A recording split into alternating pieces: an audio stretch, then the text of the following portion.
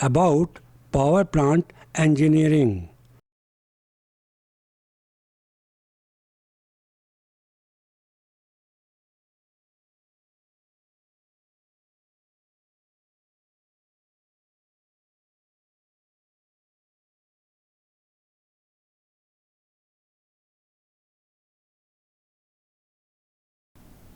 Namaste friends, I concluded previous lecture with the description of staged combustion.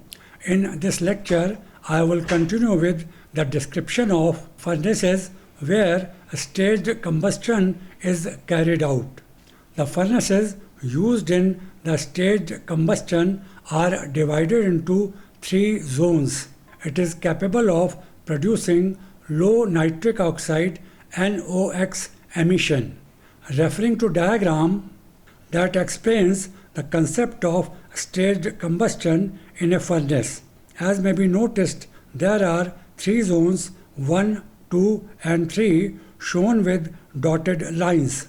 Zone 1 in the lower portion of furnace is main combustion zone. Here ignition of pulverized coal occurs as it comes out of nozzle of the burner in the form of spray. This ignition is due to radiant heat from surroundings inside the furnace. Ignition results in formation of flame. Formation of volatile matter occurs. Zone 2 above Zone 1 is represented by a rectangle. Presence of nitrogen and oxygen causes production of nitric oxide NOx. To limit the formation of nitric oxide NOx, supply of air is controlled. For this purpose, auxiliary air nozzles are used that cause the flow of air towards furnace wall. The supply of oxygen is reduced. This causes deviation from stoichiometric condition as air-fuel mixture becomes rich in fuel. Also, overall temperature is controlled to prevent further oxidation of nitrogen during combustion. Zone 3 is located above Zone 2, as may be noticed. Here, in this zone, combustion is completed. The residual air present makes it possible. The availability of air in furnace is uneven. Excess air or oxygen present in air causes formation of nitric oxide NOx. The reduced quantity of air or oxygen present in air produces unburnt carbon in fly ash. Both are harmful for human health.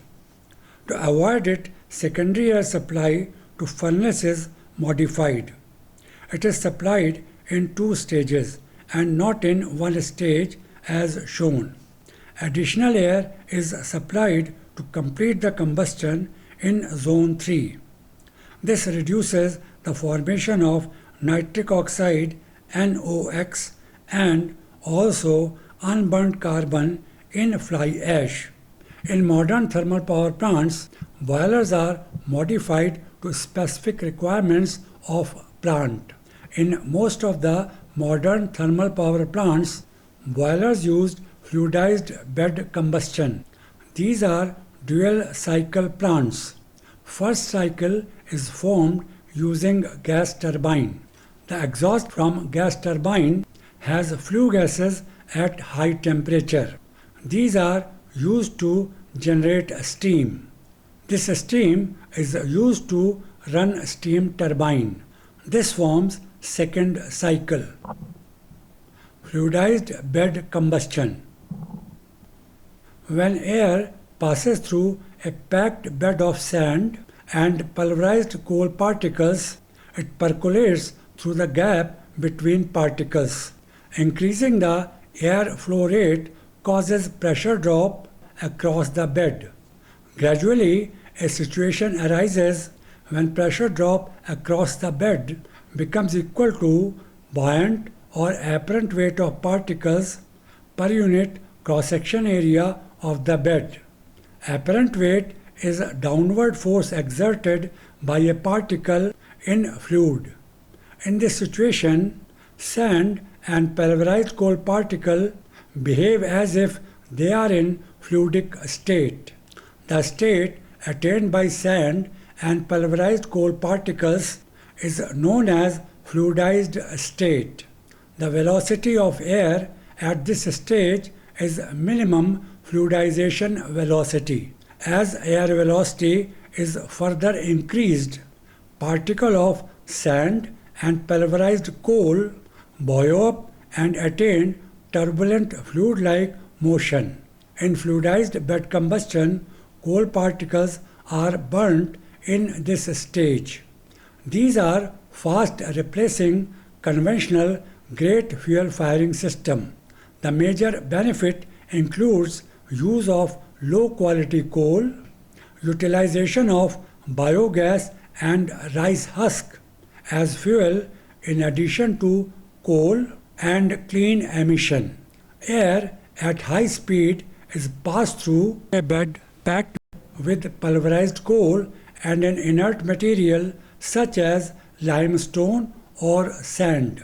Inert materials do not react with other materials. Assuming sand being used as inert material here, air at high speed is passed through bed packed with pulverized coal and sand. This causes movement of sand particles and particles of pulverized coal.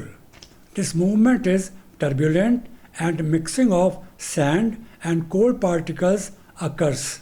The mixture of solid particles of sand and pulverized coal with air acts as fluid as already explained. The sand particles are heated up. As these attain the temperature equal to ignition temperature of coal, coal particles ignite and process of combustion begins. Increase in speed of solid particles is less than increase in speed of air. The difference between the two is known as slip velocity. For efficient heat transfer and combustion of coal, the slip velocity should be maximum. Referring to diagram, fluidized bed here uses sand as inert material as already mentioned. Pulverized coal and sand are sent to a bin as may be seen on the top left hand side. From this bin, these move to furnace where these form bed of pulverized particles of coal and sand. The bed rests on distributor plate. The distributor plate is perforated as may be noticed. Air enters at high speed and passes through the holes of distributor plate. In the bed that contains coal and sand particles, the air passes through these at high speed. This causes turbulence and solid particles move randomly. These particles also attain speed. This state of bed is termed as fluidized state. Air at high temperature causes rise in temperature of sand particles. As these attain ignition temperature of coal, the pulverized particles of coal ignite. With this, process of combustion begins. Coal particles burn and desired heat is generated. Water is fed through pipe from bottom side as shown in the diagram. It moves upwards and comes in direct contact with burning coal particles. Heat transfers and water is converted into steam. It is taken out as shown and is used in steam turbine. The flue gases that come out are used to run gas turbine. Rapid mixing of solid particles causes effective extraction of heat. It makes possible the lower working temperature range. The system operates in the temperature range between 850 and 950 degrees Celsius. It becomes possible as high coefficient of heat transfer is achieved because of rapid mixing of fluidized bed. At this temperature, ash fusion does not occur. Because of this, melting of ash and other associated problems do not occur. Also, tubes are relatively free of problems related to corrosion. Variants of fluidized bed combustion are as follows: bubbling fluidized bed combustion, circulating fluidized bed combustion, and pressurized fluidized bed combustion. Bubbling fluidized bed combustion. It is also known as atmospheric bed combustion system. Size of pulverized coal particles depends upon its quality. Preheated air helps in fluidization of bed and combustion of coal. Referring to diagram that presents the details of bubbling fluidized bed. Preheated air required for combustion and fluidization enters at high speed from the bottom, as may be seen. It passes through holes in distribution plate and attains turbulent state. In the chamber above plate there is sand.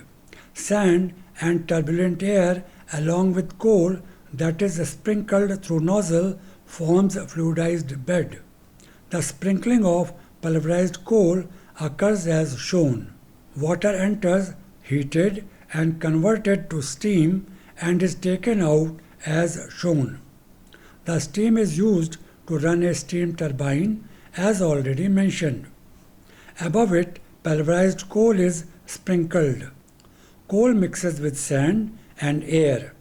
Because of vigorous turbulence and quick mixing, bubbles sort of are created in mixture. The mixture fills the whole space as shown in the diagram. This condition causes complete burning of coal particles. Flue gases produced by combustion of coal particles are light as compared to sand and pulverized coal particles. These are taken out from exit on top as shown. The rate at which air is supplied depends upon amount of coal. As already mentioned, because of low operating temperature range, problems related to ash fusion do not occur. Circulating fluidized bed combustion. Here, fuel is recirculated.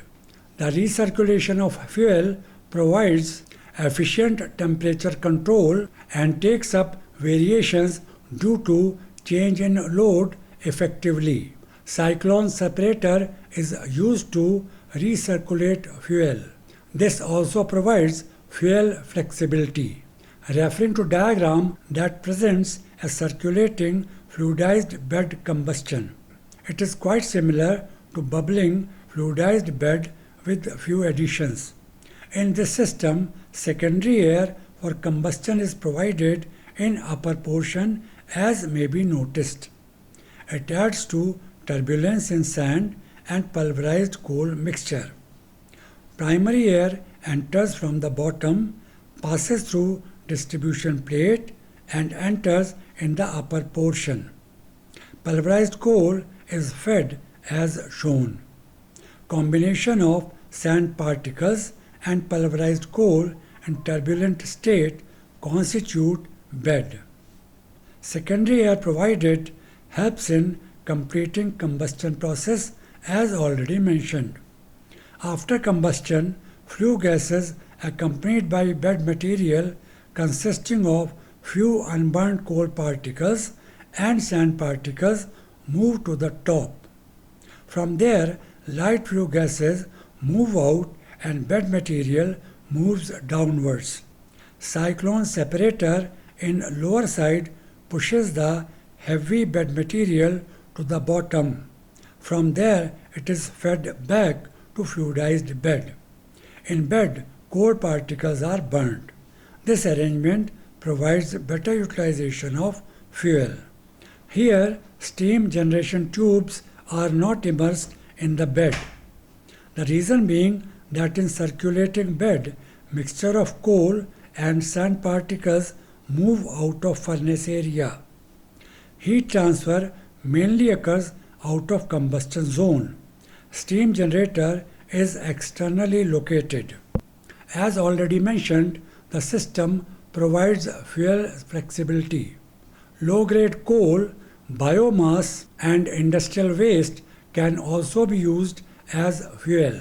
It also causes less formation of nitric oxide NOx.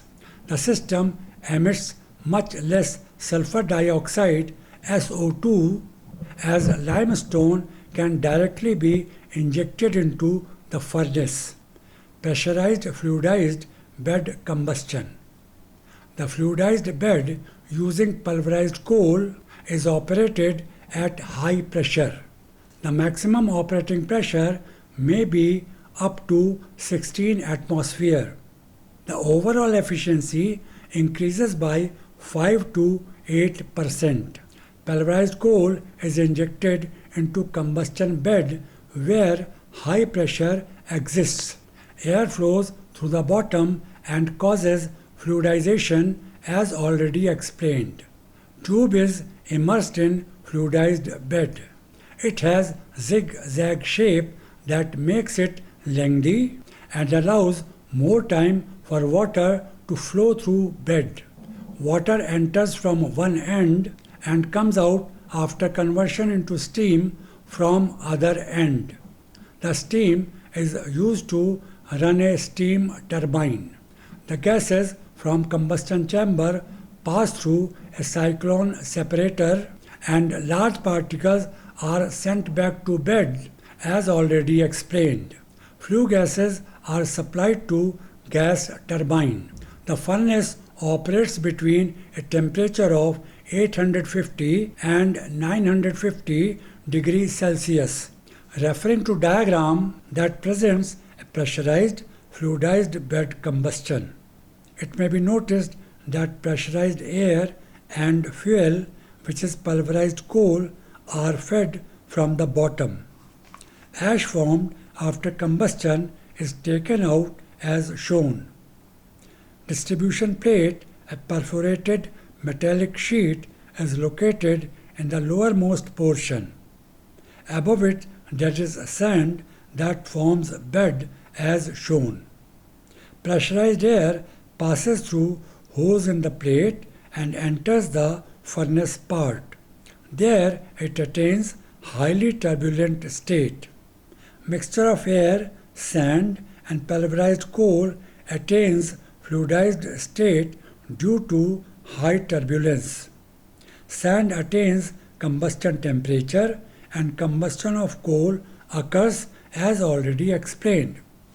Hot flue gases produced due to combustion move upwards. These are taken out from the top as shown.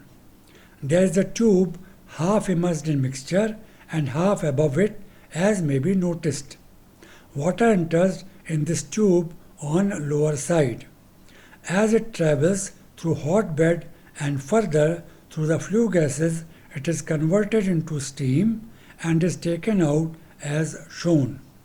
This steam is used to run the steam turbine that forms one cycle of the plant. Hot flue gases taken out are sent to gas turbine. These run the turbine and the generator to produce electricity. This forms second cycle. The flue gases are also used to run compressor to produce pressurized air. Modern thermal power plants employ heat recovery system to enhance the efficiency of power plant. Exhaust gases from gas turbine are sufficiently hot and the heat recovery system uses the heat contents of these gases to generate steam. This steam is further used in steam turbine. Thus it becomes combined cycle. Therefore, these are termed as combined cycle heat recovery steam generator. Combined cycle heat recovery steam generator. Basically, it is a heat exchanger. Hot exhaust gases are a source of heat. These are utilized to generate steam. The main components are economizer, evaporator, and superheater. You can refer to previous lecture to know the details of these components. Referring to diagram that presents combined cycle heat recovery steam generator where different components have been shown as blocks. A single block encloses superheater, evaporator, and economizer as may be noticed. Flue gases from gas turbine enter from left-hand side. In present condition, these have maximum heat content or are at maximum temperature.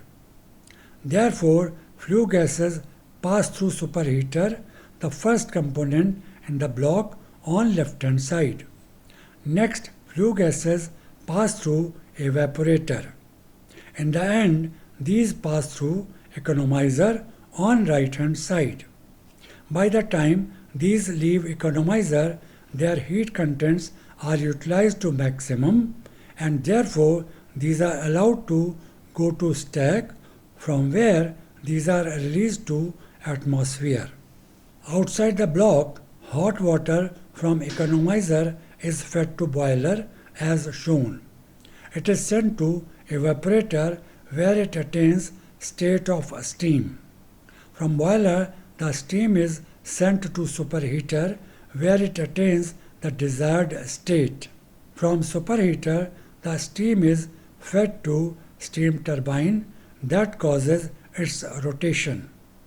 Turbine being connected to generator causes rotation of rotor in generator and electricity is produced. With this I conclude the present lecture. Thanks for viewing.